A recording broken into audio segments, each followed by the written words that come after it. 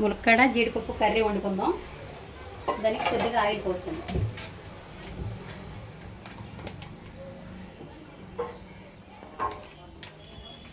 Oil వీటెక్కనిద్దాం. Oil వీటెక్కింది. దీంట్లోనే ఒక 2 ఉల్లిపాయలు కొద్దిగా బరగ్గా మిక్సీ పట్టుకోండి. ఇలా మిక్సీ పట్టుకోండి బరగ్గా. గ్రేవీగా బాగుంటుంది.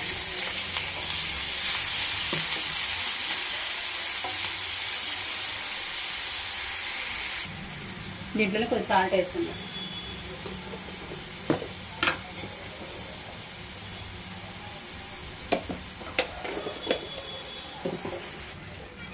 చూద్దాం ఒకసారి ఉల్లిపాయ. దీంట్లోనే కొద్ది పచ్చిమిరపకాయలు, ములక్కాయలు కూడా వేసుకుందాం. బాగా మగ్గుతాయి. వాటితో పాటు ఇవి కూడా మగ్గిపోతాయి.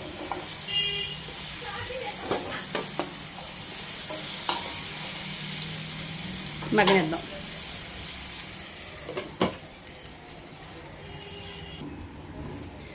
కూరలోకి కొద్దిగా అల్లం ముక్క, వెల్లుల్లిపాయ, జీలకర్ర, నువ్వులు మిక్సీ పట్టుకుందాం.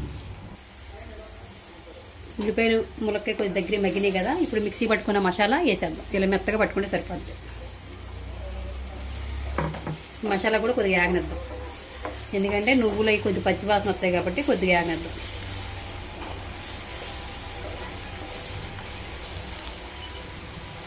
కొద్ది మగ్గనిద్దాం.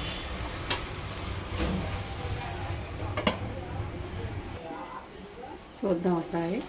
కొద్ది దగ్గరికి మగ్గింది కదా. ఇందులోనే కొద్దిగా పసుపు,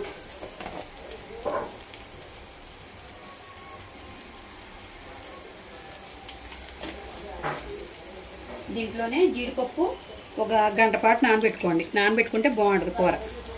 నానబెట్టుకున్న జీడిపప్పు,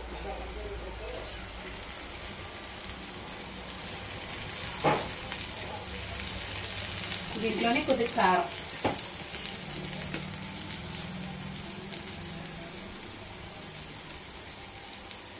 మీరు కారం ఎంత తింటే దాన్ని బట్టి వేసుకోండి. దీంట్లో కొద్దిగా వాటర్ పోసుకుందాం.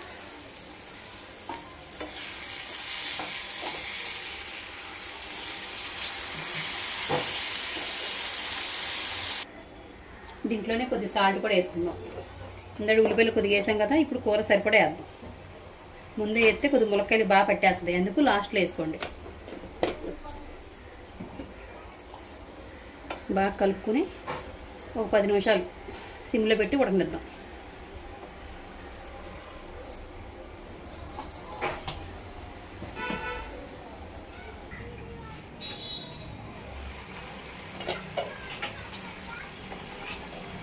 ములక్కాయ జీడిపప్పు కర్రీ అయిపోయింది. దగ్గరికి వచ్చింది. ములక్కాయ కూడా బాగా మగ్గింది. అడుగు అయిపోయింది కర్రీ. బంద్ చేసేస్తున్నాం.